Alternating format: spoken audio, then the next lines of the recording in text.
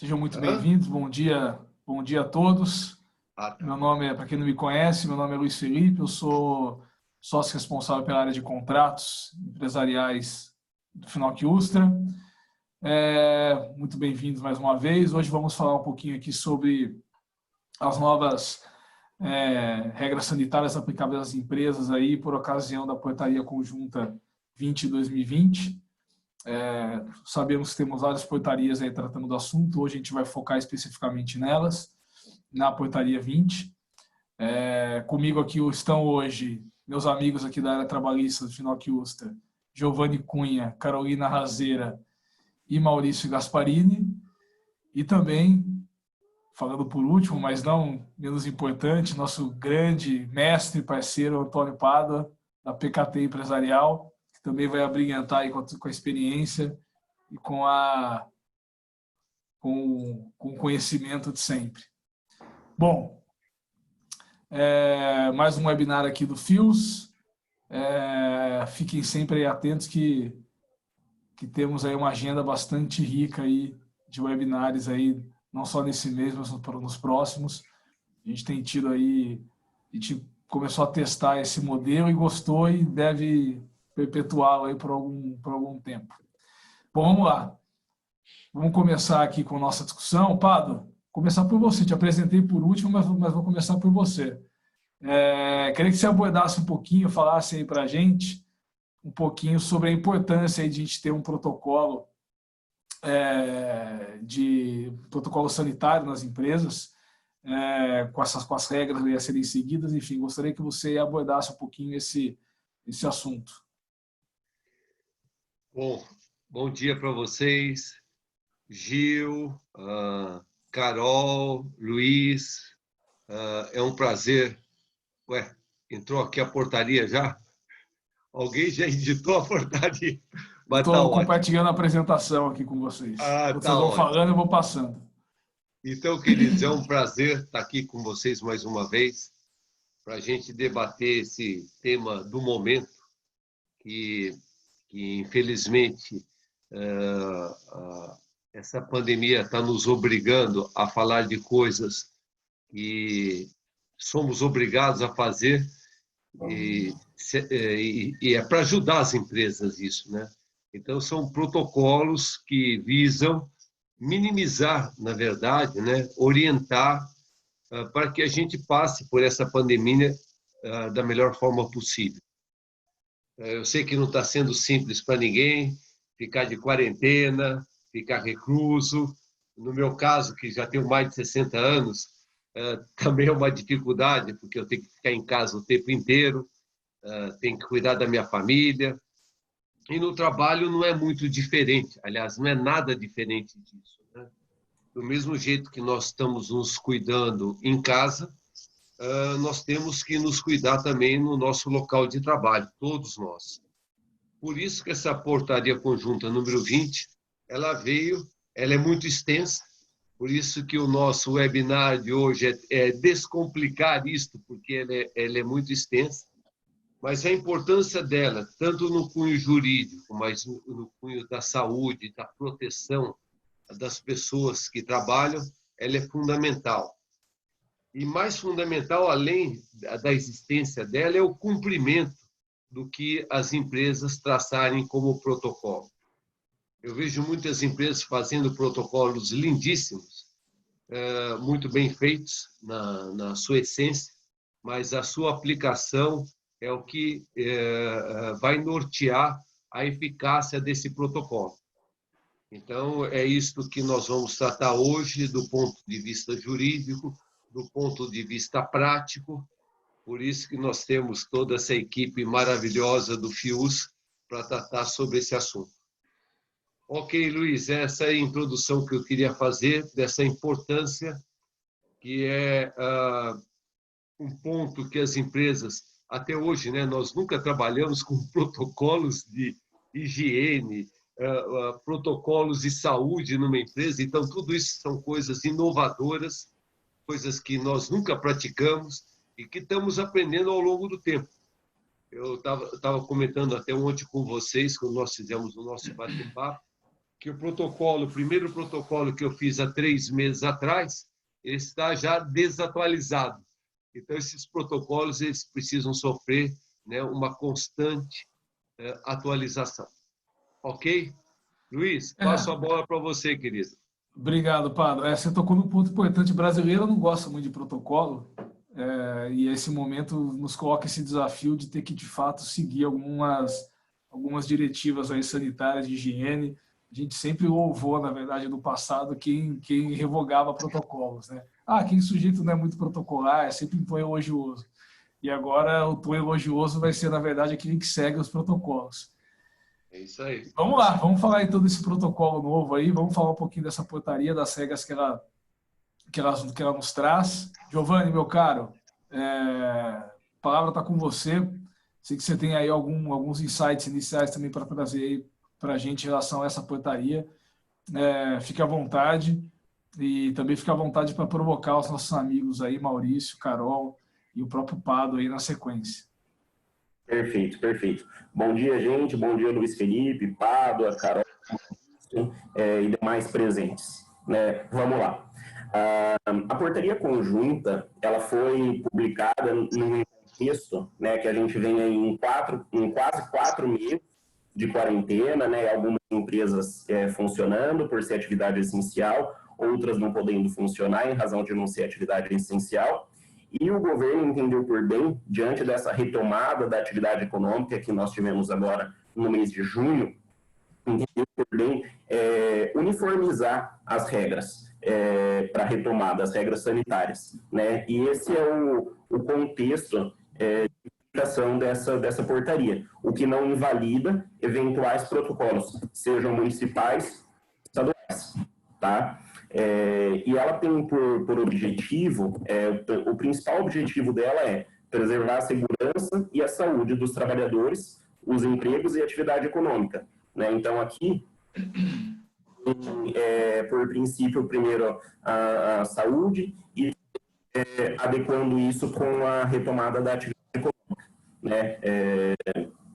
E ela traz várias medidas, né? As medidas são para os empregados, para terceirizados, para estudantes, qualquer pessoa que adentre o estabelecimento empresarial. Né? A gente vai abordar vários pontos que ela traz, seja máscara, refeitório, vestiário, e tudo isso sempre no sentido de prevenção, controle e mitigação dos riscos de contágio com a Covid-19, né?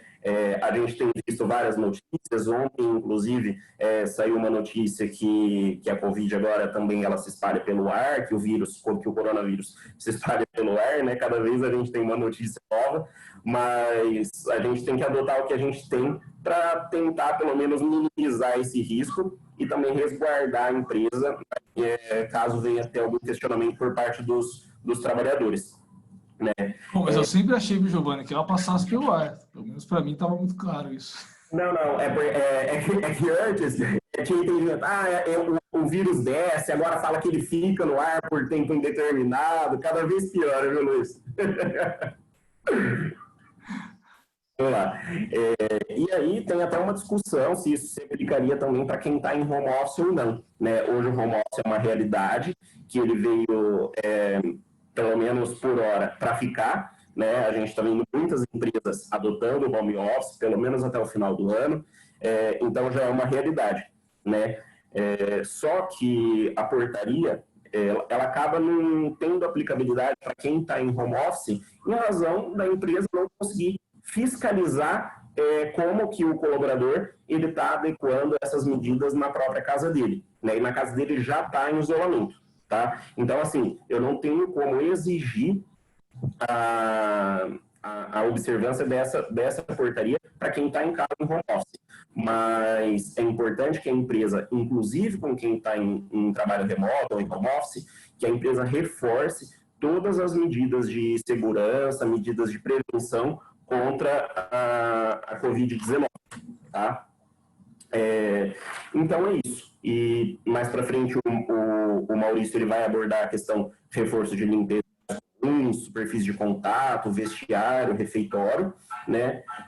E eu só quero finalizar esse meu primeiro ponto falando da importância de ter um protocolo, né? A própria portaria, ela coloca esse protocolo como uma medida obrigatória pelas empresas, né? E a observância desse protocolo, o próprio Pablo já colocou para a gente, né? É importante que esse protocolo, ele não apenas retrate a própria portaria, mas também a realidade da empresa, né? Adequar essa portaria e todas as medidas que a empresa já vem adotando, adequar a realidade da empresa e colocar isso em um documento formal, né? E a importância de se observar isso vai no sentido também relacionado de evitar qualquer alegação pelos colaboradores de doença ocupacional, né? A gente sabe que a medida provisória 927, ela colocava que a COVID não seria uma doença ocupacional, salvo o comprovado nexo causal. Aí o Supremo Tribunal Federal julgou esse artigo inconstitucional e ele não tem mais validade. E desde então,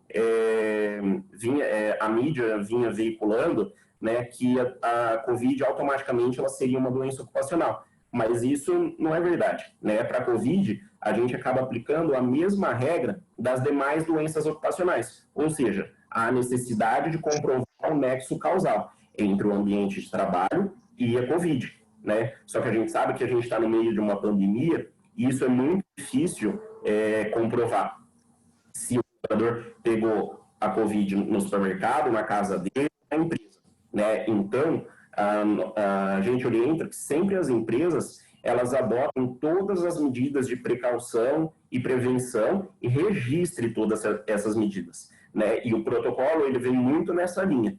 Se a protocolo que ele tenha efetividade na prática, a gente vai conseguindo constituir mais elementos para resguardar a empresa em eventual alegação de doença ocupacional. Tá? É isso que eu tinha para falar agora, né? Maurício, você quer falar um pouquinho da questão dos refeitórios, vestiários? Talvez eu gostaria de destacar, então, as regras que estão específicas para cada um desses pontos, né, comuns da empresa. Então, em relação aos refeitórios, a norma diz o seguinte: deve-se evitar que os empregados façam um autosserviço. Mas, não sendo possível esse tipo de situação, ou seja, refeições individuais, então ela determina algumas regras, como, por exemplo, a desinfecção de mãos, tanto antes ou após o serviço, que os empregados devem respeitar um espaço mínimo de 1 metro para fazer esse autosserviço, que a empresa coloque aqueles protetores salivares no alto dos dispensers, e também aquelas cumbucas contendo os temperos, azeite, óleo, vinagre e tudo mais, esses são vedados. Deve-se utilizar, então, uma disponibilização individualizada. Além disso, dentro dos refeitórios, deve ser constantemente higienizado, não só o local onde se servem, mas também aonde se alimentam. Então, as mesas, as cadeiras, as demais bancadas. E ali também vige a regra do 1 metro, a distância mínima de 1 metro entre aqueles que estão se alimentando. Então, considere, por exemplo, imagine a situação de uma mesa em que sentam próximos um dos outros. Aí, a sugestão da norma é que se promova barreiras físicas para que evite o contato de um empregado com o outro. Semelhante àquilo que nós vimos nos supermercados, os chamados shields, alguns de acrílicos, outros de plástico, pouco importa, mas são barreiras físicas que impedem esse contato no momento de se alimentar. Então, quanto a refeitório, uma outra dica importante, na verdade não é uma dica, é uma determinação contida nessa portaria, é que os talheres e os guardanapos não sejam mais de acesso franqueado, que eles sejam embalados e servidos de forma individualizada, para que se evite realmente o contato. Isso é o que eu tinha que expor para vocês a respeito de refeitórios. Indo agora para os vestiários, o que se deve fazer lá? Novamente, respeitar a distância mínima de 1 metro, seja antes da entrada do vestiário ou mesmo lá dentro. E deve haver uma gestão da empresa para que evite a aglomeração de pessoas. E quando adentrando ao vestiário, no momento de desparamentar, de retirar os uniformes e os EPIs, a máscara deve ser o último a ser retirado, exatamente por conta da contaminação. Além disso, por regra, deve-se dispensar pias com água, sabonete líquido e toalhas descartáveis, e os dispensers com o elemento sanitizante, que no caso o álcool gel a 70%. Se esse vestiário tiver entrada e saída separadas, então deve haver um dispenser na entrada e outro na saída. Caso a entrada e saída seja o mesmo, não há nenhuma necessidade de colocar 2 dispensers. Indo para os transportes, quando o transporte é fornecido pela empresa, aqui algumas regras um pouquinho mais detalhadas que requerem um pouco mais de atenção. Em primeiro lugar, repete a regra, a impossibilidade de distância menor que 1 metro, a diretiva para se evitar aglomerações. Quando o empregado está dentro do ônibus, deve-se então privilegiar aquela regra de um banco sim, um banco não, para que não haja contato direto. E essa regra de um banco sim, um banco não, ela não vale apenas para os assentos que estão um ao lado do outro, mas também os que estão à frente e atrás. De modo que se eu sento na janela, aquele que senta atrás de mim, na fileira de trás, deve sentar no corredor. E assim sucessivamente. Outra regra importante dentro dos transportes: evitar o uso de ar-condicionado, privilegiando a ventilação natural.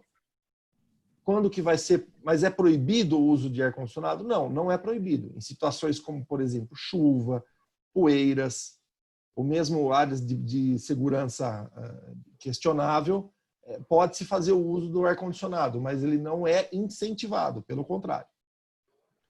Há também a determinação para que haja higienização de todos os assentos.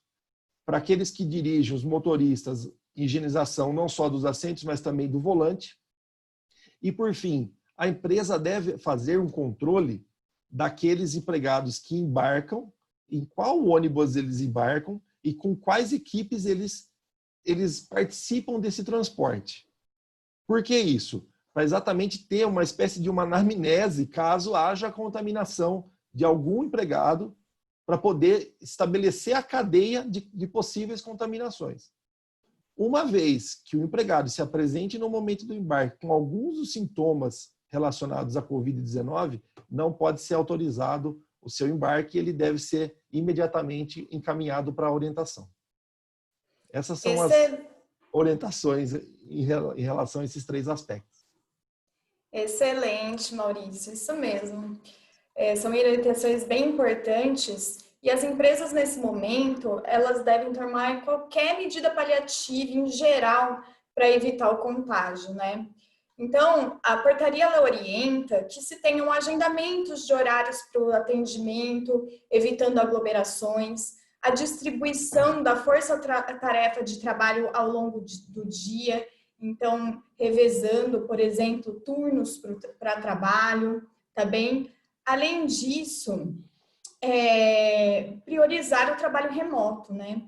A gente sabe que muitas empresas já têm feito isso e para todos os ambientes administrativos isso é perfeitamente possível. RH, financeiro, a gente sempre tem que pensar em priorizar o trabalho remoto para que a gente possa evitar o contágio. Reuniões presenciais, limitar a ocupação de elevadores e também de escadas e ambientes restritos, demarcar os locais e espaços, né, com filas, sempre obedecendo 1 metro de distância entre as pessoas, tá bem? Essa é a orientação geral da norma, tá? Não só aí para os ambientes em que o Maurício mencionou, refeitórios, transportes e vestiários, mas para qualquer ambiente da empresa, o distanciamento é primordial, tá bem? Bom, é claro que a gente tem que observar não só a portaria número 20, mas também A análise dos riscos de contágio deve ter observância conjunta com as demais normas regulamentadoras, ok? De segurança e saúde no trabalho, e as demais regulamentações sanitárias aplicáveis. Por exemplo, e é só a título de exemplo mesmo, a gente tem a portaria sanitária do Estado de São Paulo, né, que já foi publicada e que as empresas devem se atentar. Para além disso, qualquer outra disposição deve ser observada, tanto de estados, Distrito Federal e municípios, ok? Medidas de saúde, higiene e segurança do trabalho, oriundas de convenções e acordos coletivos, também devem ser observadas. Então, as empresas hoje, elas têm aí um pacote de portarias e regulamentações com orientações para fins de evitar o contágio. É dever das empresas seguir todas essas orientações, ok? E protocolos. E, para isso, esses protocolos eles devem estar disponíveis para os trabalhadores. As orientações, elas podem incluir, inclusive, a promoção de vacinação, buscando evitar qualquer síndrome gripal que um trabalhador possa ter e que possa se confundir com a Covid-19. Um resfriado, por exemplo, então a gente tem aí vacinas, né, para gripe e tudo mais, pode ser indicado para que as empresas não confundam os sintomas e com isso façam afastamentos desnecessários, ok? E é extremamente importante que as empresas orientem os trabalhadores a divulgar esses sinais da Covid-19, ok? Para fins de que possa se fazer o melhor tratamento desses profissionais. Então, para isso, é necessário que as empresas implementem treinamentos, diálogos de segurança, enfim, disponibilizem mesmo informações de sintomas da Covid-19, ok? E, na verdade, aqui a gente tem um ponto bastante importante, porque o trabalhador em home office, como o Giovanni mencionou, ele também deve ser treinado e orientado para isso, certo? Bom, agora eu passo um pouquinho aí para o Luiz Felipe reforçar para a gente as regras gerais de etiqueta respiratória, que elas são fundamentais de observância por todos. Carol, bem lembrado, porque assim, né?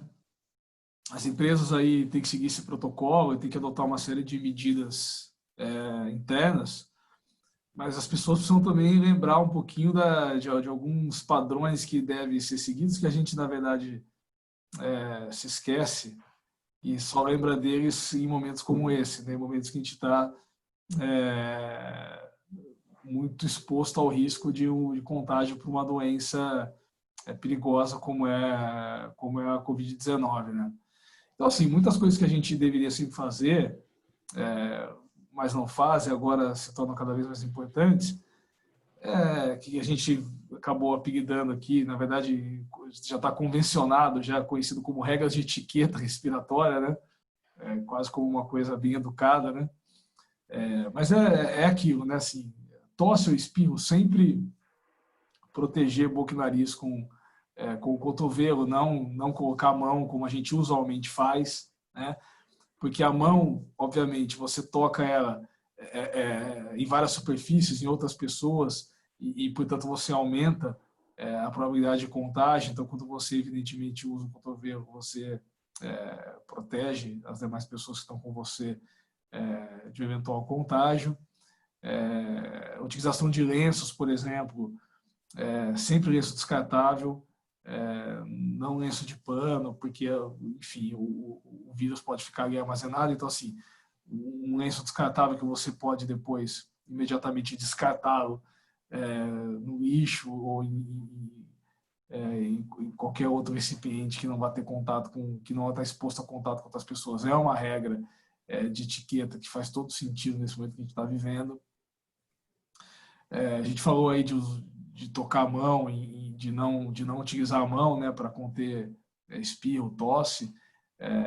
Também tentar não utilizar a mão para ficar se tocando, tocando no rosto principalmente, uma vez que, de novo, a mão está sempre em contato com superfícies que podem estar contaminadas, então você acaba se protegendo ao fazer isso. É evidente que depois a gente vai falar um pouquinho sobre questão de máscara, mas evitar realmente levar a mão ao rosto é super importante nesses casos, e a empresa deve, de fato, reforçar isso. Também evitar o contato com as outras pessoas por cumprimentos. Acho que o ideal nesse momento que a gente está vivendo é o cumprimento simpático e à distância, né? Um aceno, um sorriso, ainda que coberto pela máscara, mas os olhos podem muito bem expressar essa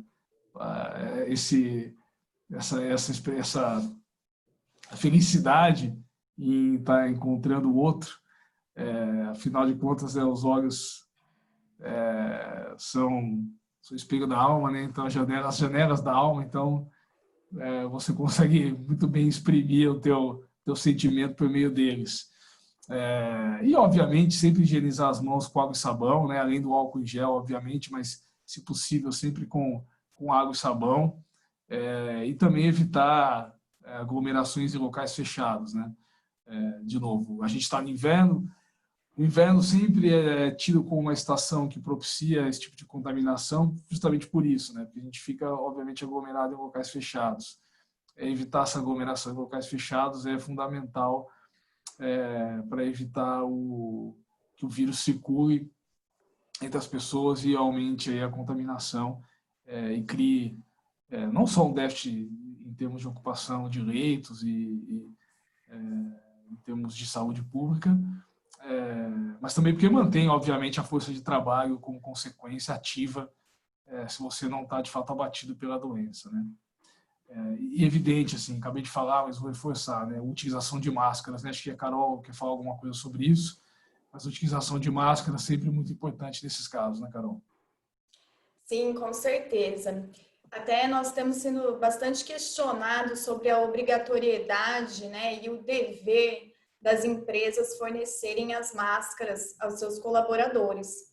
E segundo a portaria aqui, há um dever expresso do fornecimento de máscaras cirúrgicas ou de tecido para todo e qualquer trabalhador, tá bem? Que tiver em ambiente compartilhado ou que haja contato com outros trabalhadores ou ao público mesmo, devendo ser orientado o seu uso correto e forma de higienização e descarte, e também a substituição dessas máscaras e sempre, é claro, a higienização das mãos, tá?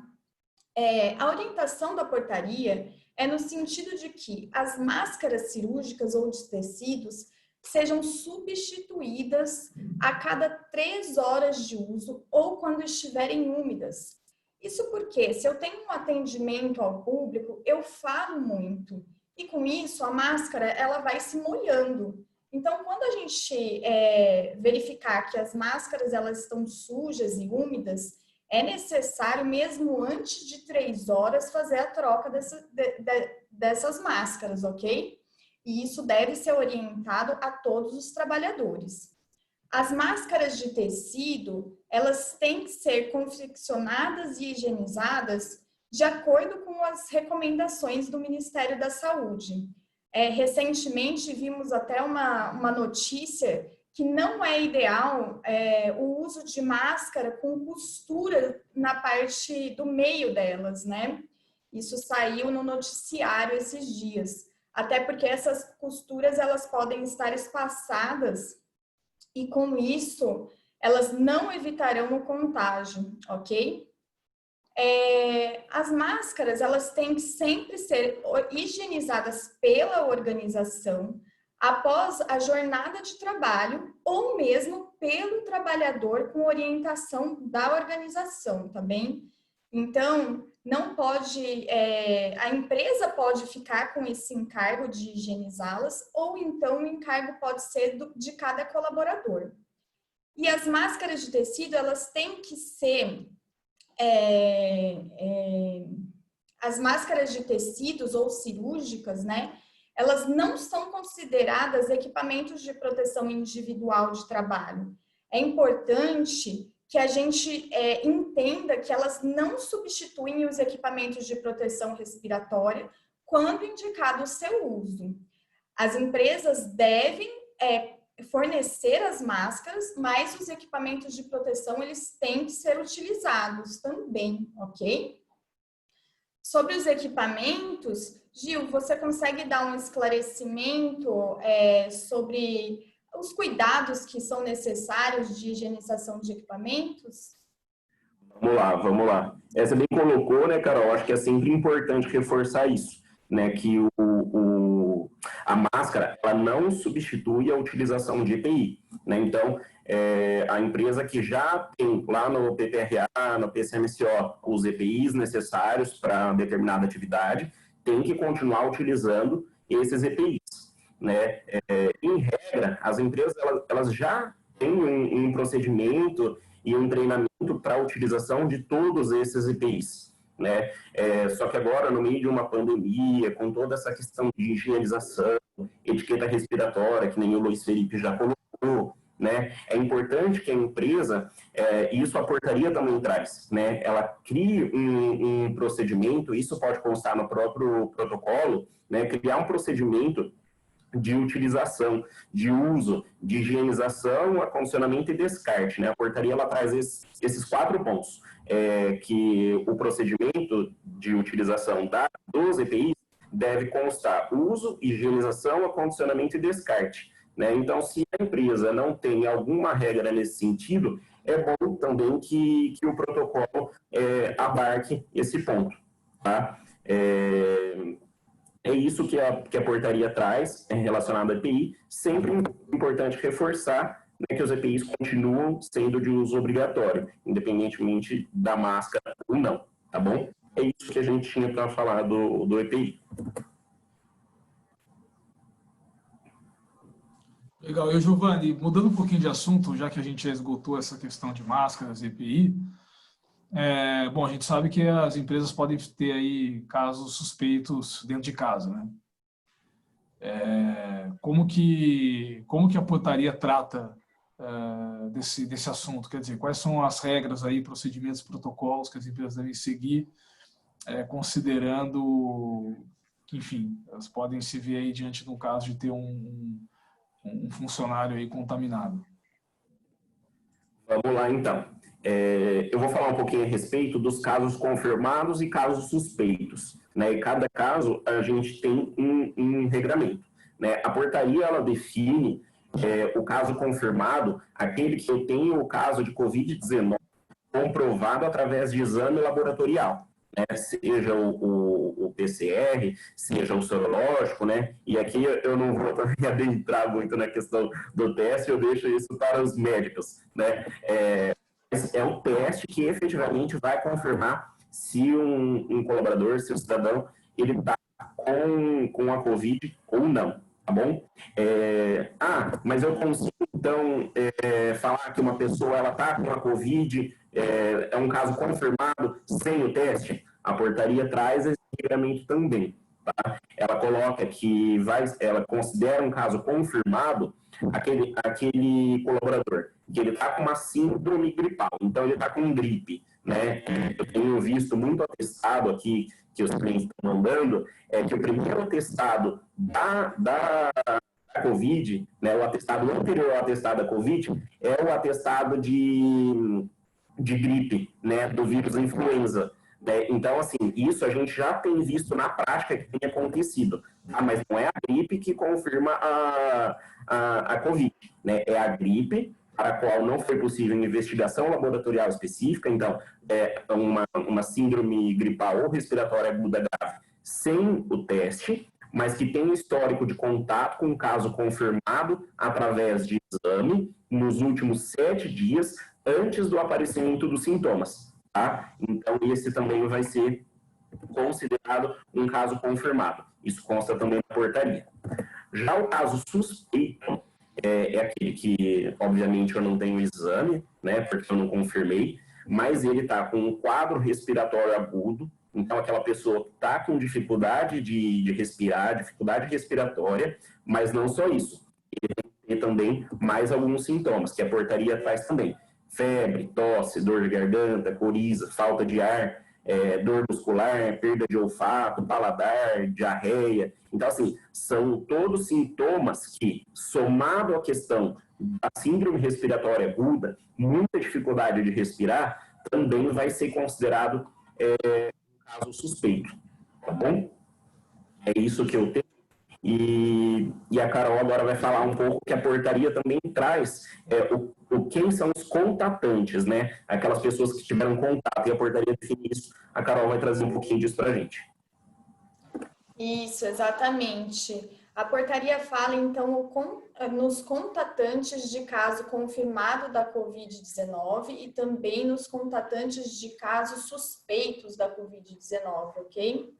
Então, o trabalhador, ainda que ele esteja assintomático, mas que tenha tido contato com o caso confirmado, ok? Entre 2 dias antes e a 14 dias após o início ou sintomas da Covid-19, com a confirmação laboratorial, ele vai ser considerado contatante quando ele tiver contato durante mais de 15 minutos a menos de 1 metro de distância dessa pessoa e permanecer a menos de 1 metro de distância dentro de um mesmo transporte, seja um transporte público, seja um transporte fornecido pela empresa ou um carro familiar, ok?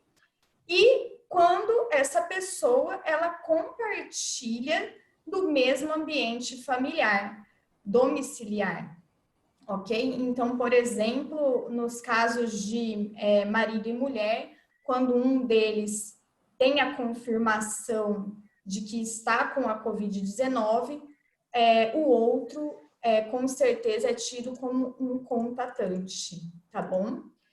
E no caso de profissionais da saúde ou de outra pessoa que cuide diretamente de um caso de Covid-19, ou trabalhador de laboratório que faça manipulação de amostras de casos de Covid sem a proteção recomendada, tá bem? Também, nos casos de contatante de casos suspeitos, a portaria, ela diz que, ainda que o trabalhador esteja assintomático, mas que teve contato com um caso suspeito, também entre 2 dias antes e 14 dias após os inícios dos sintomas do caso, em uma das hipóteses, né, que a gente já comentou no caso acima, que é durante mais de 15 minutos a menos de 1 metro de distância, isso da questão do 1 metro sendo considerada também dentro de transportes, ou no compartilhamento de ambiente domiciliar, familiar, ok? Ou em se tratando esse caso suspeito de profissional da área da saúde. E para isso, a norma ela prevê algumas condutas que devem ser tomadas em casos suspeitos, confirmados e para contatantes. Maurício, acho que você pode esclarecer esse ponto para a gente, certo? Seu áudio não está funcionando. Olha lá, cometi o mesmo erro do webinar passado, hein? Você está muito ansioso, Maurício, por isso. Eu estava orientando para não deixar o travado e aí vou eu mesmo e travo, né? A portaria traz um ponto que é peculiar e acho importante deixar isso bem claro. Quando fala do afastamento de empregados, não é afastamento do trabalho, mas é afastamento das atividades presenciais. Então, para os casos de confirmação de Covid, casos de suspeita de Covid e casos de contatantes de casos confirmados, a determinação é para que haja um imediato afastamento por 14 dias. Então, não significa, esse afastamento, logicamente, que ele é remunerado. Tá? Então, deixa bem claro isso, reforço a informação de que é afastamento de atividades presenciais. Ok? Esses empregados, de que forma eles devem agir a partir de então. Eles devem permanecer em suas residências de acordo com as recomendações e determinações do Ministério da Saúde. E a empresa tem o dever de fiscalizar se realmente está dentro de sua residência, se está evitando o contato com outras pessoas fora do ambiente de trabalho. Isso é importante destacar. E esse retorno, quando é que vai se dar o retorno às atividades? Para aqueles que foram afastados por 14 dias, o retorno, então, ocorre dependendo de uma análise laboratorial ou clínica e desde que estejam assintomáticos por 72 horas. Mas há um detalhe. O caso dos empregados suspeitos de estarem contaminados com a Covid-19, para esses casos, eles podem até retornar antes do prazo de 14 dias, desde que estejam assintomáticos por pelo menos 72 horas. Essa é uma peculiaridade que vale a pena destacar. A partir disso, nós falamos o quê? Da identificação de casos suspeitos.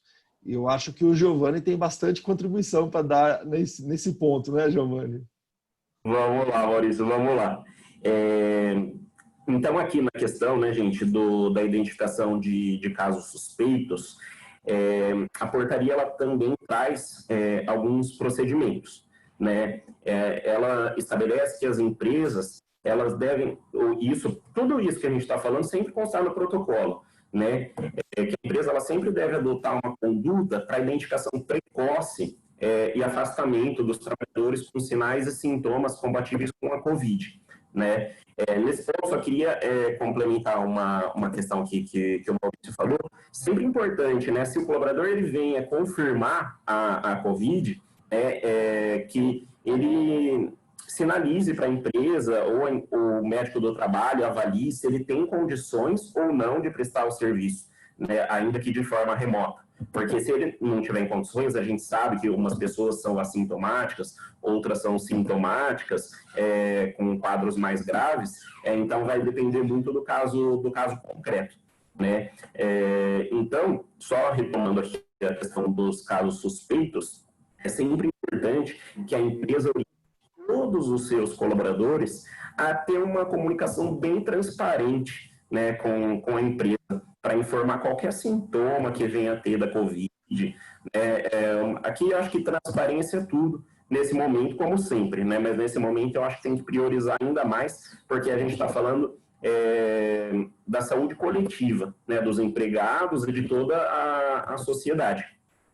Tá? Então, as empresas elas devem criar canais de comunicação, né? E a própria portaria ela coloca que esses canais de comunicação eles podem ser eletrônicos. Eu já vi empresa criando WhatsApp, ou em grupo no WhatsApp, ou então utilizando o próprio sistema interno, né? E aí a empresa vai entender aquilo que melhor se adequar, né? Para entender e identificar os casos suspeitos, tá? Nesse ponto dos casos suspeitos, né, se dá uma sugestão aqui para vocês, o protocolo de testagem do governo do estado de São Paulo, que eu vou falar um pouquinho mais para o final, ele traz um questionário para uma triagem, tá? Se vocês quiserem, depois eu posso disponibilizar. Ele traz um questionário, e esse questionário talvez ele possa servir como norte para vocês, para as empresas, né, para identificar os casos suspeitos. É claro que isso vai adequar também com o médico do trabalho da empresa, mas talvez sirva como norte, né? Então, a orientação também é que sempre quando o colaborador chega na empresa, né, que a empresa meça a temperatura, né? Nesse ponto de medir a temperatura, a portaria ela coloca que seja priorizada a medição de temperatura com aquele termômetro por infravermelho, tá? Se a empresa não tiver o termômetro por infravermelho, que utilize então o termômetro comum, mas que após cada utilização higienize o termômetro com álcool a 70%, tá? Essa é a recomendação que está na portaria.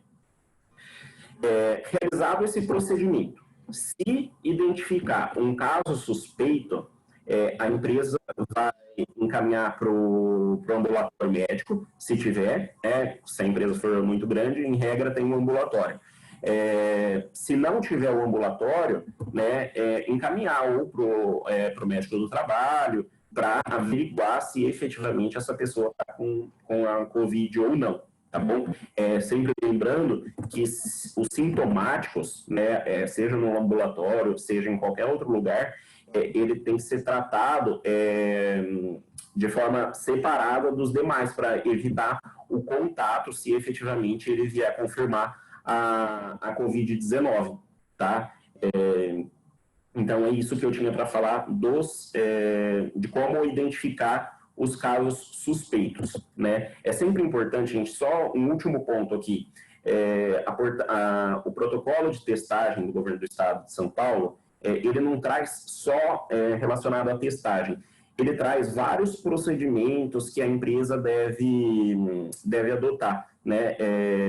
Que vai bem em linha com a portaria, conjunto a essa portaria que a gente está falando. Mas um ponto que eu gosto de ressaltar e que não está na portaria é a questão de sempre preservar a privacidade, a intimidade dos colaboradores, né? Principalmente daqueles que são suspeitos ou que venham a confirmar a Covid, né? Para evitar qualquer questão de dano moral ou alguma questão nesse sentido, né? É importante que todos os colaboradores tenham ciência de que teve um caso confirmado, por exemplo, mas não identificar o colaborador que teve a Covid confirmada, né? Sempre priorizando a privacidade e intimidade dos colaboradores. Tá bom? É isso que eu tinha para falar um pouquinho para vocês a respeito da identificação de caso suspeito. E aí a Carol vai falar para a gente dos registros aqui do protocolo. Ok. Giovanni, antes de entrar aqui nos registros necessários, eu dei uma olhadinha aqui no chat que tinha uma pessoa que fez um questionamento a respeito das medições, se isso é orientado antes de que o colaborador adentre nas dependências da empresa, se é orientado que se faça a medição. Então, esse ponto foi bastante importante você ter mencionado e deixar claro aqui. Acho que que a dúvida ficou sanada, né? Mas caso não tenha, a gente vai abrir um pouquinho no final e também vocês podem encaminhar dúvidas, a gente vai respondendo aí ao longo dos dias, tá bem? Bom, vamos lá então. A portaria, ela faz uma menção, né, sobre os registros que as empresas devem ter à disposição da fiscalização, tá bom? Então, o que é mencionado na portaria é que as informações que as empresas devem ter disponíveis à fiscalização são de trabalhadores por faixa etária, de trabalhadores com condições clínicas de risco para desenvolvimento de complicações, né, que podem estar relacionadas a quadros da Covid-19, ok? Há casos suspeitos, confirmados, trabalhadores contatantes, afastados e todas as medidas tomadas para adequação do meio ambiente de trabalho. Então, é importante que as empresas tenham mesmo um protocolo com as medidas que estão sendo tomadas e que guardem esses registros caso a fiscalização bata na porta e peça para verificá-los, ok? Isso acho que tem sido muito comum, inclusive, nesse momento, né? Algumas empresas têm sido bastante fiscalizadas para que se faça a constatação do modo pelo qual estão evitando o contágio entre os colaboradores ativos. Maurício, acho que você pode entrar um pouquinho agora nos trabalhadores de grupo de risco, para entender aí se eles devem ou não devem trabalhar, como que funciona isso?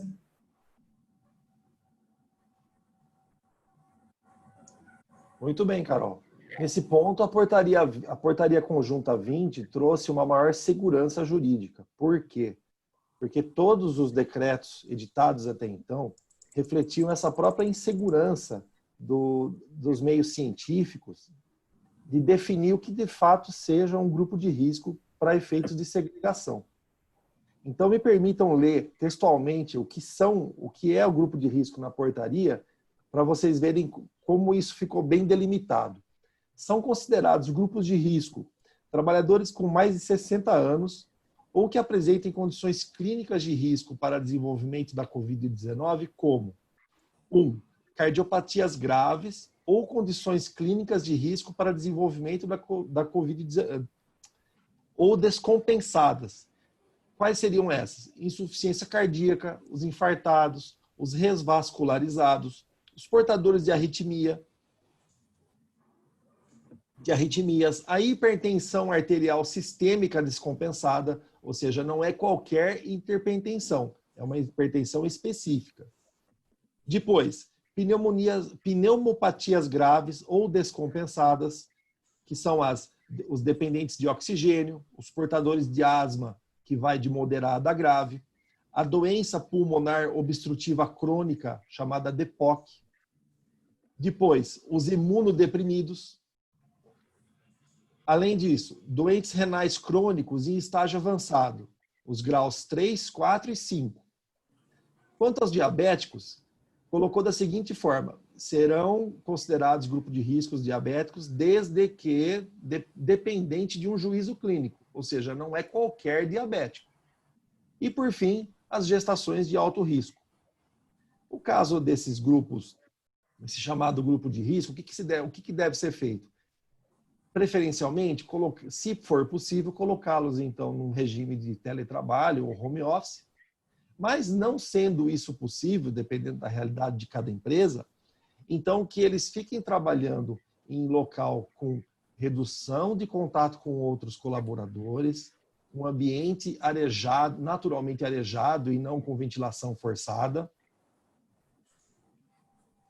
e sempre higienizado no fim do turno e início do turno. Tem que haver um cuidado um pouco mais específico em relação a eles.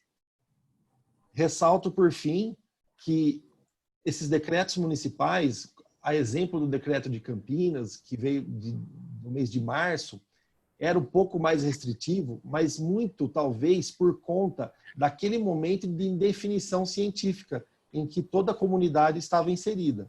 Agora, tendo caminhado um pouco mais nos estudos, tendo entendido um pouco mais do que se trata essa pandemia, já começando a ter um relativo domínio do que pode acontecer, então essa portaria 20/2020, ela vem refletindo esse maior amadurecimento e por conta disso trouxe essa delimitação que seguramente traz uma segurança jurídica, mas que não dispensa as empresas de revisitarem quais são os decretos municipais e estaduais dos seus estabelecimentos.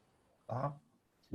A partir disso, acho que o importante aqui é destacar também a respeito de testagem laboratorial, e nesse ponto, Giovânia tem bons substratos a dividir conosco. Vamos lá.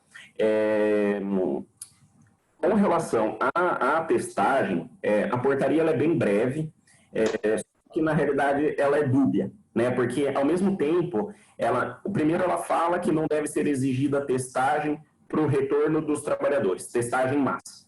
Aí, então, a priori a gente poderia entender, não posso, né? Aí ao mesmo tempo ela fala, se a empresa adotar, a empresa tem que observar os regramentos do Ministério da Saúde referente aos testes, né? Então, assim, muito embora a portaria diz que não deve exigir, se a empresa entender por bem com o seu Departamento de Saúde e Segurança no Trabalho, realizar a testagem, pode, né, realizar essa testagem, e aí a gente tem um norte, que seria o protocolo de testagem do governo do estado de São Paulo. Tá?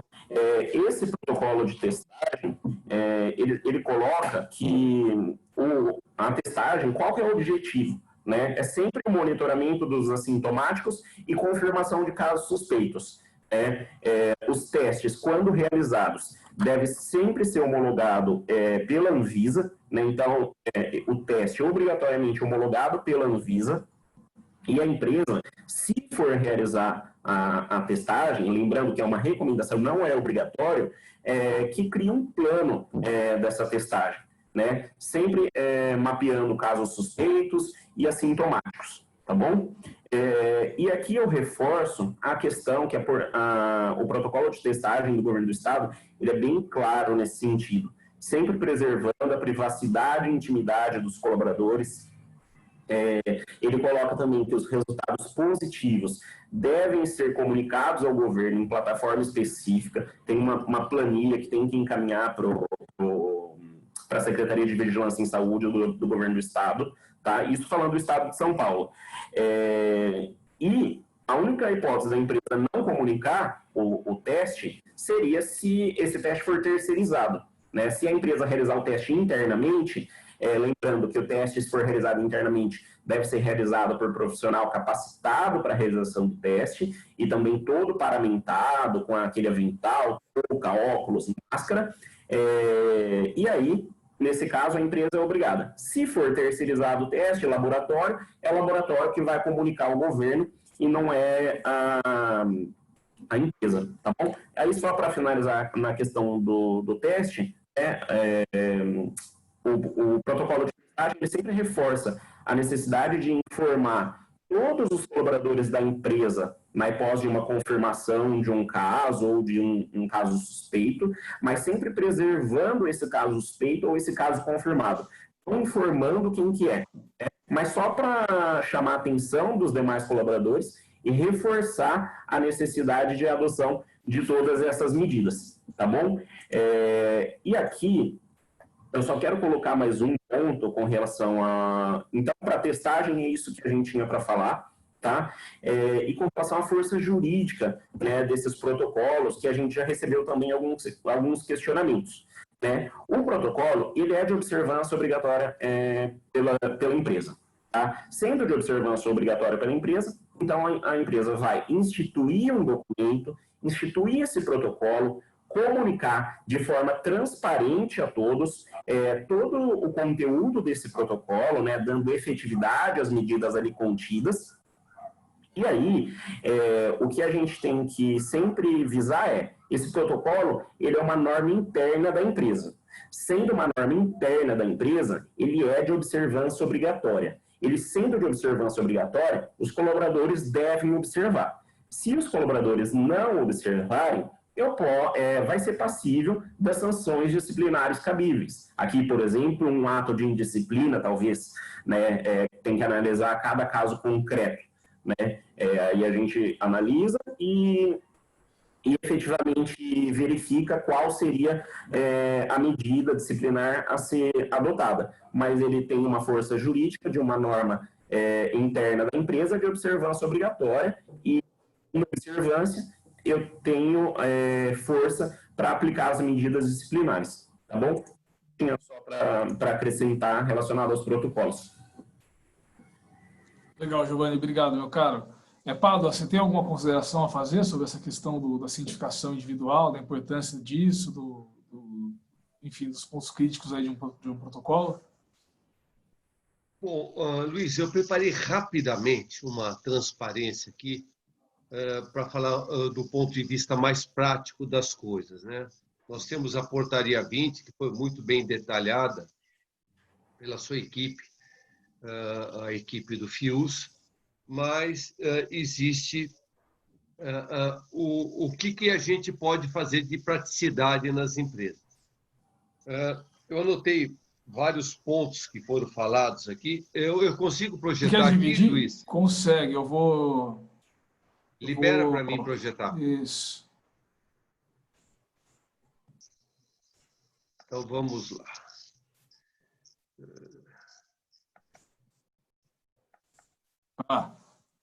Apareceu? Ainda não. Agora sim. Agora sim? Então, vamos lá. Eu vou falar muito rapidamente como eu já fiz muitos protocolos para as empresas. E é interessante, o primeiro protocolo que eu fiz já fazem 3 meses. E o protocolo que eu fiz a semana passada é muito diferente do primeiro que eu fiz há 3 meses atrás. Porque as informações vão evoluindo, o conhecimento vai evoluindo, porque o Covid tem vários pontos ainda desconhecidos, né? quando eu vejo a portaria 20 dizer que é 1 metro de distância que as pessoas têm que ficar uma das outras, com a prática eu estou vendo que essa distância é muito pequena, né? Eu acho que hoje isso está mostrando que esse isolamento, quanto mais longe, melhor, né? Então, esse 1 metro, é tão difícil você mensurar esse troço de 1 metro, eu prefiro já falar em 2 metros, né? Para ter uma margem de segurança, porque as pessoas se movem, as pessoas elas não ficam estáticas, né? Então, esse assunto de 1 metro, eu acho que é um assunto ainda, para mim, ainda um pouco polêmico. Bom, eu deixei aqui o meu telefone e o meu e-mail, o e-mail da PKT, para quem quiser fazer algum questionamento, ou se não vai ficar claro algum ponto que eu vou falar, então está aqui meu telefone e o meu e-mail da PKT. Deixa eu, só para falar, eu não vou entrar em detalhes, mas o protocolo, quando a gente cria, ele precisa ter uma dinâmica, né? Então, se um protocolo for criado sem que se faça um diagnóstico, que se cria um comitê, que a gente analise os cenários da empresa, o plano de contingência muito bem feito e que a gente faça um follow-up disso semanal, ele perde muito a praticidade dele e a atualização dele, né? Mas, na verdade, o que eu quero falar para vocês é isso aqui, né? Depois, se alguém quiser detalhes de como se constrói um protocolo, os cuidados, etc., isso aqui não vai dar tempo de fazer nesse webinar, a gente talvez faça um outro sobre esse assunto. Mas quais são os cuidados especiais que nós temos que ter, né? Primeiro é com a higiene pessoal, né? Higiene pessoal das roupas, dos sapatos, dos celulares e das mãos. E tem outros pontos de higiene pessoal. Eu só estou destacando os pontos mais críticos. Roupa, né? Quando você vai para sua casa, volta ao trabalho, é importante você não adentrar com a mesma roupa. Sapatos, higienização ou retirada dos sapatos, né? Celulares se tornou um ponto muito crítico de contaminação, então a limpeza constante de celulares, porque o celular você encosta normalmente próximo da boca, próximo do nariz, então é um equipamento que precisa de uma atenção muito particular. E a higienização das mãos, isso daí já todo mundo já sabe que é importantíssimo, né? Então, a higiene pessoal é um ponto crítico. O outro ponto crítico, que já foi citado, né? Máscaras de boa qualidade e secas. Boa qualidade. Vocês já viram aquelas máscaras, né, que a gente vê N95, que, aliás, é muito difícil de encontrar hoje.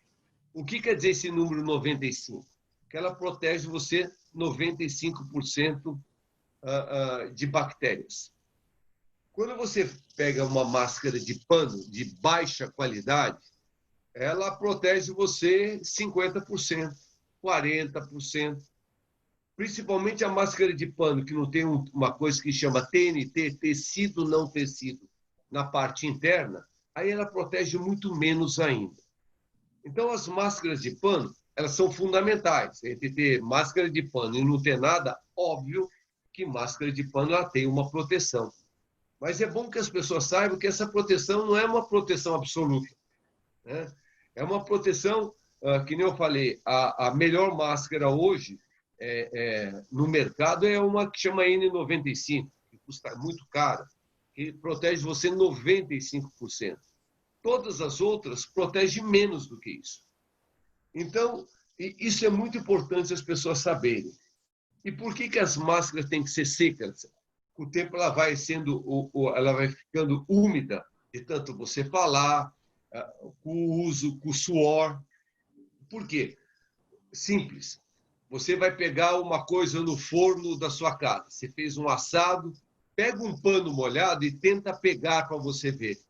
Condução da temperatura num pano molhado é quase que instantânea. Você não consegue usar um pano molhado para manipular uma coisa quente. Porque a condução térmica, ela é muito rápida. Máscara é a mesma coisa. Quando ela fica molhada, a condução entre o meio externo e o meio interno, isso é, da sua proteção, ela é muito rápida. Então, ela perde a sua eficácia. Então, é por isso que as máscaras têm que ficar secas. E esse período de 3 horas, 2 horas, depende muito do ambiente que você trabalha.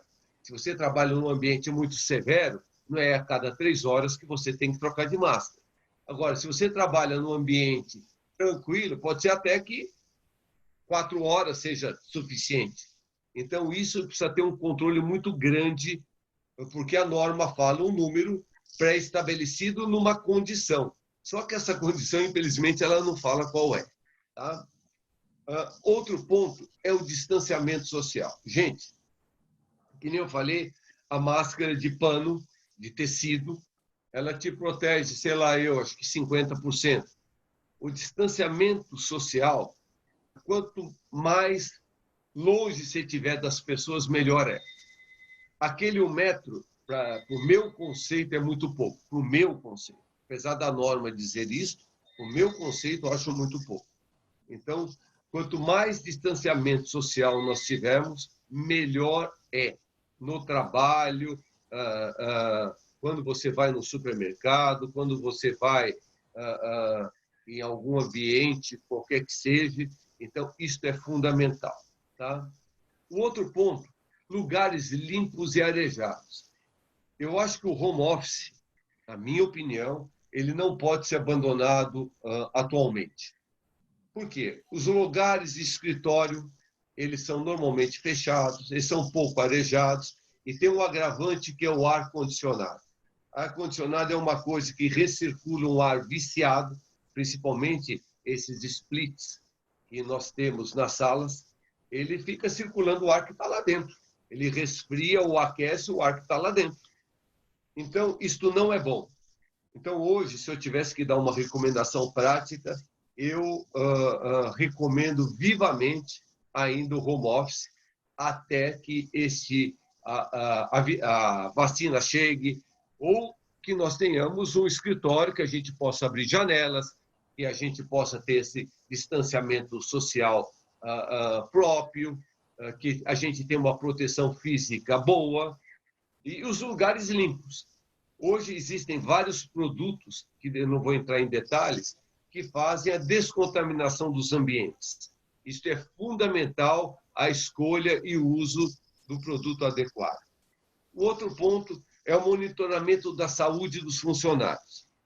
Eu quero disponibilizar para vocês, ainda não está pronto, mas a semana que vem tem grande chance, junto com a TOTS, nós estamos desenvolvendo um aplicativo que o funcionário, antes dele ir trabalhar na sua casa, um dia antes à noite, ele é obrigado a responder 5 perguntas básicas.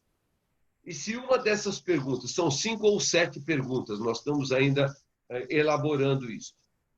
Se ele responder uma dessas perguntas sim, porque é sim ou não, ele não precisa preencher absolutamente nada. Se ele preencher uma das perguntas sim, ele automaticamente vai ter um contato da empresa para que seja feita uma análise melhor da condição de saúde dele.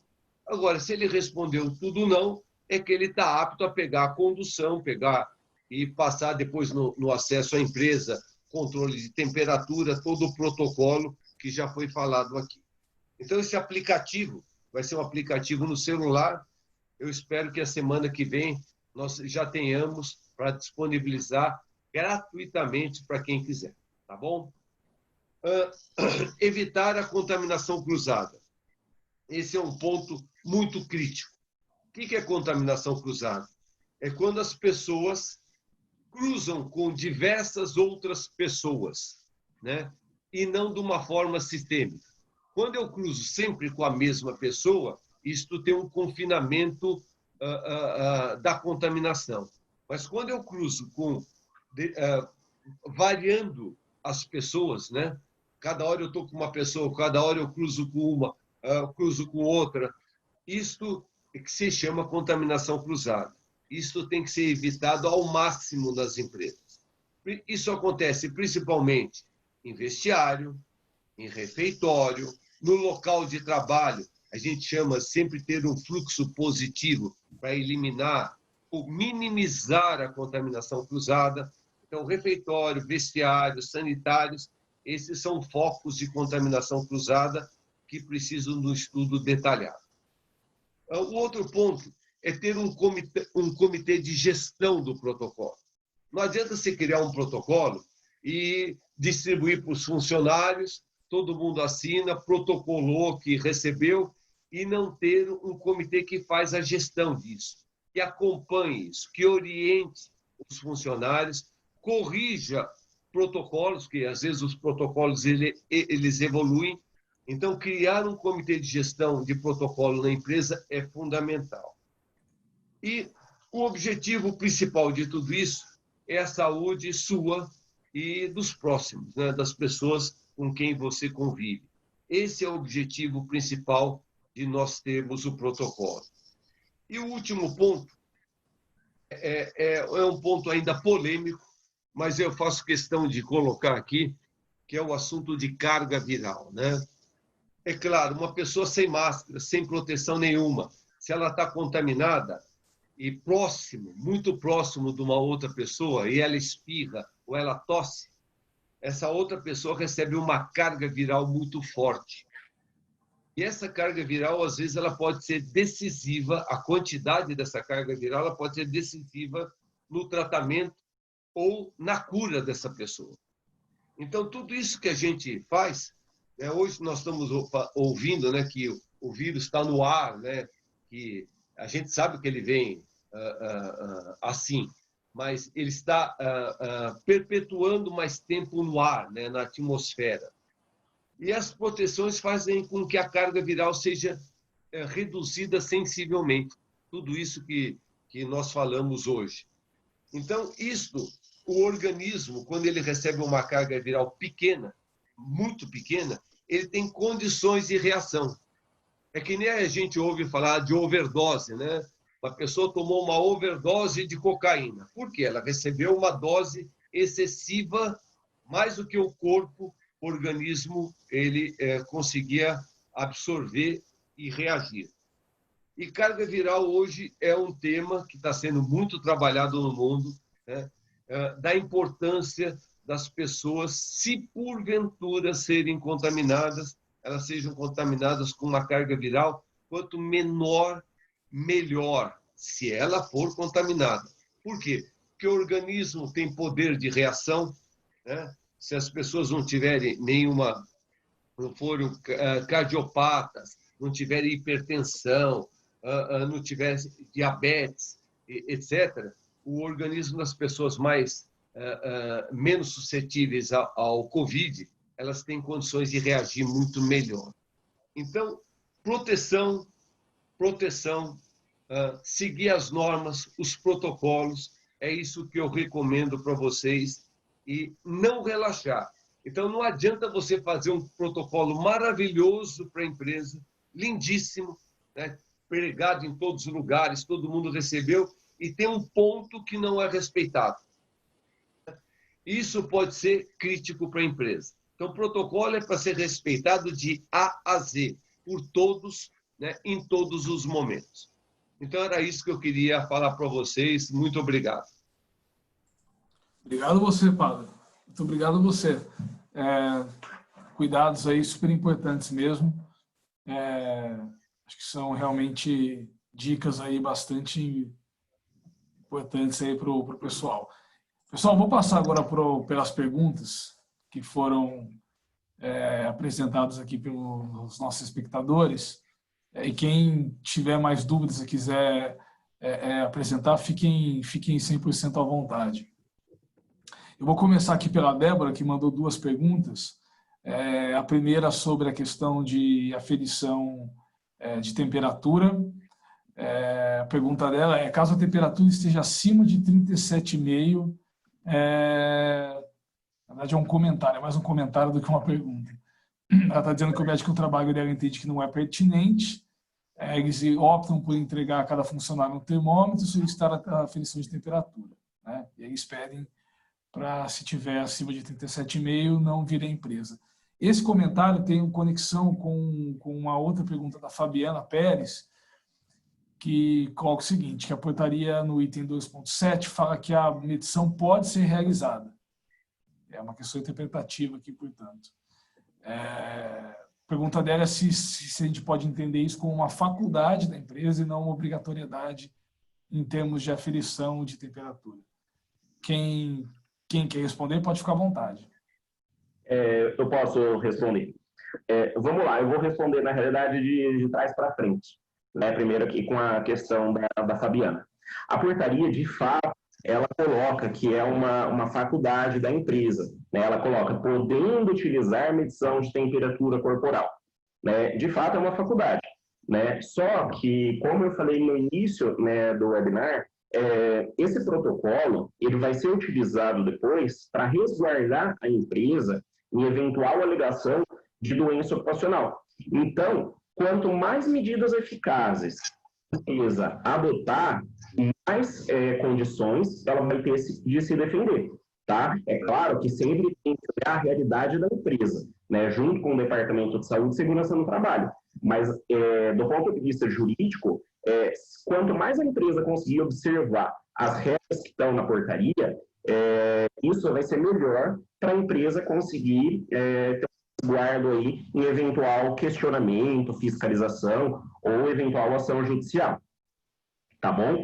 Agora, com relação ao segundo ponto, né, a gente sempre orienta, né, o que está na portaria, né, e adequar a realidade da empresa. Né? Então, o Departamento de Saúde e Segurança no Trabalho, com toda a certeza, né, entendeu mais pertinente medir essa temperatura em casa. Né? É claro que se ele ficou em casa, ok, mas se ele não, se ele veio para a empresa, é importante também que a empresa se resguarde e meça essa temperatura. Né? E se eu tiver um colaborador que falou que mediu e não mediu a temperatura?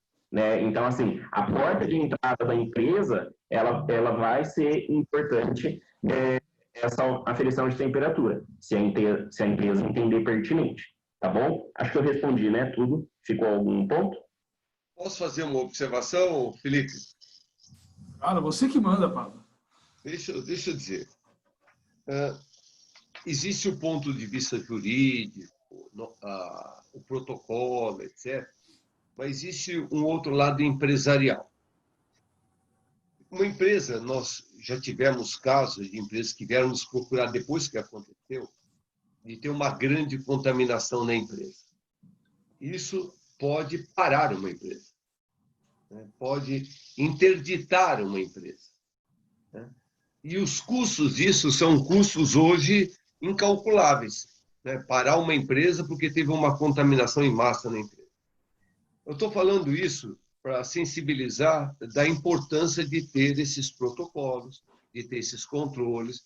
Controle de temperatura, um termômetro hoje, infravermelho, você paga aí R$250, R$300. Você não pode colocar em risco uma empresa por não ter um termômetro e por não controlar a temperatura dos seus funcionários. Isso, na minha opinião, hoje não cabe, né, não termos isso. Não só esse, como os outros controles também. Hoje, muitas empresas que estão usando o oxímetro, né, para medir o índice de oxigênio que as pessoas têm no sangue, que esse é um índice tão importante que nem a temperatura. Hoje, a maioria das empresas estão usando o oxímetro. Mede a temperatura, põe o dedo lá, mede o índice de oxigenação no sangue, e se estiver abaixo de um valor, mesmo não estando com febre, a pessoa não estando com temperatura, ela é impedida de entrar em empresa hoje. Então, não existe só a medição de temperatura. Apesar da norma não falar desses novos controles, eles são importantíssimos para as empresas, né? Principalmente para a sua operação e para a sua perpetuidade. Legal. Mais uma pergunta aqui da própria Débora. Eu acho que a gente passou por esse assunto, mas acho que talvez valha a pena reiterar, que é a questão do trabalhador que está afastado das atividades presenciais por conta de estar sintomático, enfim, de ter sido constatado que ele tem, de fato, a doença. Pergunta se ele pode continuar trabalhando em home office. Essa é uma pergunta interessante, porque o home office, no fim do dia, você continua trabalhando, né? Vamos lá, eu tá, Maurício, e aí se você quiser complementar, né, porque você que falou desse ponto, sempre que eu tiver um caso confirmado, um caso suspeito, né, ele tem que ficar em isolamento, e se o médico do trabalho ou o médico do colaborador entender que esse colaborador ele tem condições de prestar o serviço, ainda que de forma remota, ele pode trabalhar home office. Né? Mas isso não é uma regra. Né? Eu vou ter que analisar o caso concreto para ver se esse colaborador ele tem condições ou não de prestar esse serviço de forma remota. Então, respondendo a pergunta, ele pode continuar? Ele pode, mas depende. Depende do caso concreto e da situação de saúde desse colaborador. Se ele estiver muito ruim, a empresa não vai poder exigir a prestação de serviço. Né? E é isso. Você tem algum ponto para complementar, Maurício? Sim.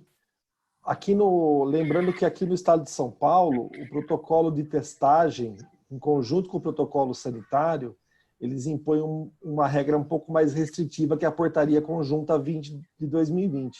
Eles impõem que a empresa faça um acompanhamento a cada 1 ou 2 dias desses empregados que estejam afastados, independentemente se eles estejam trabalhando em home office ou meramente isolado. Existe essa determinação e as empresas têm que levar em consideração, então, esses 2 regramentos, o protocolo sanitário do Estado de São Paulo e o protocolo de testagem também do Estado de São Paulo.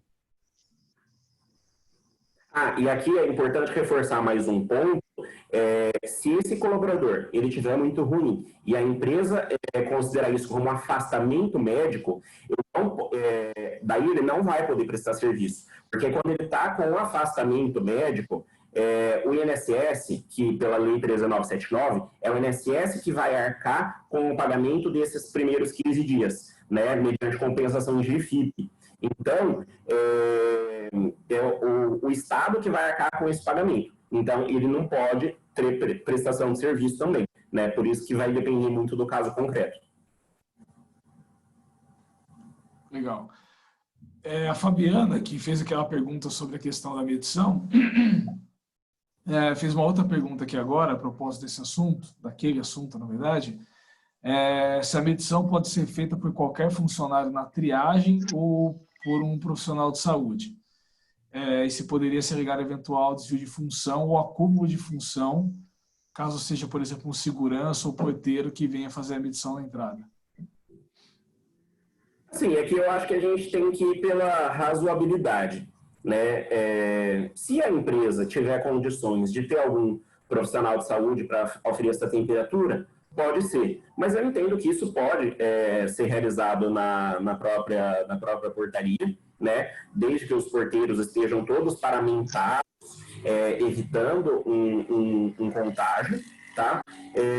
E se isso estiver dentro da jornada de trabalho, não é uma coisa que vai exigir desse colaborador da portaria, nada muito mais complexo, eu entendo que não seria a priori devido ao acúmulo de função apenas em razão da oferição de temperatura. Até porque a gente está num momento que isso não vai oferecer a temperatura para sempre, né? Mas nesse momento de pandemia, tá? Então, a priori, eu entendo que não seria devido ao acúmulo de função, não. Só complementando, Giovanni, até porque compete ao pessoal da portaria fazer o controle de acesso dos colaboradores. E se a gente está visando mitigar um risco de contágio dentro das dependências da empresa, deve haver uma razoabilidade para que eles possam fazer essas medições sem ter qualquer acúmulo de função. Até porque, se eles fazem o controle de acesso e a gente está num estado de pandemia, para fins de que se evite o contágio, esse controle de acesso, ele pode sim ser feito mediante as medições, ok? Sem se falar em acúmulo de função. Posso dar uma pitadinha? É que eu vou para o lado prático do que está acontecendo, né? Hoje em dia, as empresas, pelo menos que nós estamos fazendo os protocolos, elas não estão só fazendo o controle de temperatura. Quando o funcionário chega, ela tem algumas perguntas básicas que ela está fazendo para o funcionário, mesmo que a temperatura dele esteja normal, ela pergunta: "Oi, na sua casa, como é que está sua esposa? Como é que está sua sogra? Como é que está o convívio? Tem alguém na sua casa que está com febre, com temperatura anormal?" Então, isto, normalmente, hoje as empresas que têm um grande fluxo de pessoas, né, que tem vários funcionários, elas estão disponibilizando uma pessoa treinada para isso, né? Então, eu acho que a gente precisa ver o tamanho das empresas, como ela está estruturada. É claro que uma empresa pequena, que tem uma estrutura pequena, alguém da portaria controlar a temperatura, etc., eu acho que não ter nada e ter isto é fundamental. Fundamental. Mas eu estou vendo que as empresas estão se estruturando cada vez mais nesse controle de acesso, né? Inclusive, tem muitas empresas que era digital, o controle de acesso, ela está eliminando, está fazendo outros tipos de controle para não ter contato das pessoas, para ter esse problema de contaminação cruzada. Então, tem muitas coisas boas sendo realizadas. Eu não vou entrar em detalhe agora, mas esse problema de acúmulo de função realmente não está tendo, mas eu acho que os controles eles precisam não ser só de temperatura. Legal. Bom, meus amigos, não temos mais perguntas. Na verdade, tínhamos uma do Rodrigo, que eu vou responder daqui a pouco. Sim, já vou me antecipar, sim. O webinar estará disponível no YouTube nos próximos dias. Essa foi a mais fácil de responder, por isso que eu respondi. Não passei para ninguém. Quero agradecer a vocês, meus amigos, Giovanni, Carol, Maurício e Pádua, pelo apoio aí, por todo o conhecimento e informações que vocês dividiram conosco aí nessa manhã, início de tarde.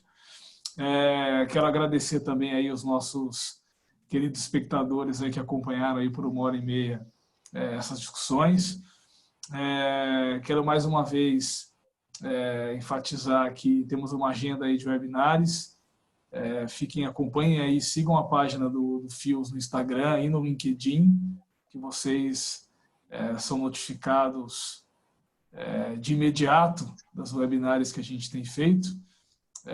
Como eu coloquei, essa vai se tornar aí uma tradição, um hábito que vai se estender aí pelos próximos meses, independentemente ou não de a gente ter aí um retorno gradual em atividades presenciais. Mais uma vez colocando, esse webinar vai estar disponível no YouTube, então também, se quiserem, fiquem à vontade para seguir o nosso canal, se inscrever no nosso canal no YouTube. Vocês são notificados lá pelo sininho de quando tiver novos vídeos, novos materiais disponíveis. Não sei se alguns amigos aí querem fazer alguma consideração, fiquem à vontade, mas de minha parte é isso. Antes, Karina, no canal do Finoc Ustra no YouTube, respondendo a tua pergunta. Pessoal, fiquem à vontade para fazer aí comentários, considerações finais. Volta com vocês. Bom, pessoal, eu queria agradecer, primeiramente, a todo mundo que despendeu um tempinho aí da sua manhã para a gente bater esse papo aqui, né, referente à portaria conjunta 20, né, com a contribuição do Pádua, sempre bem-vinda, né, Pádua? Sempre acrescentando aqui na prática as nossas orientações. Acho que foi uma discussão muito rica, né? Queria agradecer também ao Luiz Felipe, mediação aqui do bate-papo, Carol, Maurício, e a gente se coloca à disposição, tá bom? A gente sabe que é um momento que a gente está vendo, a cada dia a gente descobre uma questão nova referente à Covid, vem vacina, não vem vacina, né? Mas temos que ter paciência e perseverança de que tudo isso vai passar, né? Obrigado, gente, mais uma vez. Uma boa tarde, boa semana a todos. Boa tarde, pessoal. Obrigada. E só complementando o que o Giovanni disse e o Luiz Felipe também, a gente vai disponibilizar um e-book com algumas questões importantes sobre a portaria para todos vocês, tá bem? Maurício sem som. Eu sou o travador de microfone. Faço das palavras do Giovanni e da Carol as minhas. E também queria estender um agradecimento, um cumprimento a todo o time trabalhista que nos dá todo o apoio para poder chegarmos aqui e fazer um trabalho de qualidade, dedicado, que é o que vocês aí, clientes e demais participantes do stakeholders do FinOc Ustra merecem. Obrigado. Eu vou falar muito rápido. É o seguinte, eu sei que essa pandemia está judiando da gente. Então, no meu caso, né, que já sou um idoso, já estou aqui há 3 meses confinado em casa, a minha recomendação é a seguinte: não relaxe. Não relaxe, porque o cansaço da pandemia pode levar a nós tomarmos decisões não muito boas para a nossa saúde. Então, não relaxe, se cuide. E muito obrigado a vocês pelo convite. E foi um prazer estar com todos vocês. Prazer é nosso, Padua. Obrigado, meus caros. Obrigado a todos. Uma boa tarde e bom resto de semana aí para todo mundo. Obrigado, gente. Um abraço. Tchau, tchau.